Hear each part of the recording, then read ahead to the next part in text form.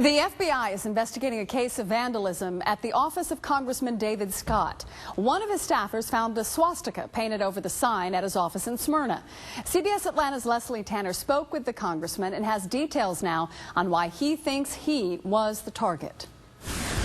That's something else there. That's hate.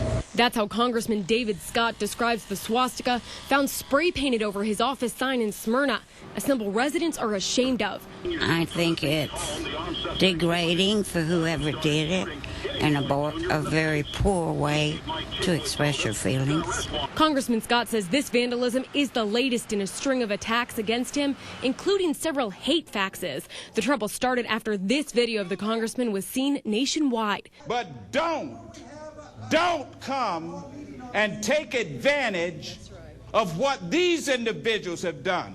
That outburst occurred at a Douglasville meeting about transportation, where people asked repeated questions about the health care bill.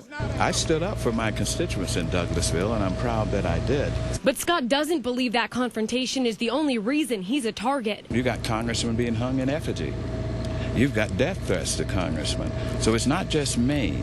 It's all over the place. Thomas Hunt came to visit Congressman Scott's office to express his own concerns about the health care bill when he found the recent vandalism. It just shows a lack of, a lack of thought, a lack of concern for others. Hunt says these displays detract from what is an important issue in America. It just raises the level of static. And so the message from me and from anyone else who's interested in communicating with a congressman just gets lost in the noise. Because the vandals only hit the sign that sits in the back of the bank, there's no surveillance cameras pointed in this direction, but Regions Bank is checking all their surveillance tapes to see if there's anything helpful. In Smyrna, Leslie Tanner, CBS Atlanta News. We just received a statement from the director of the Southeast Region's Anti-Defamation League. The ADL condemns this morning's vandalism as a, quote, hateful act, calling it a frightening display of bigotry and ignorance that should not be tolerated by a democratic society.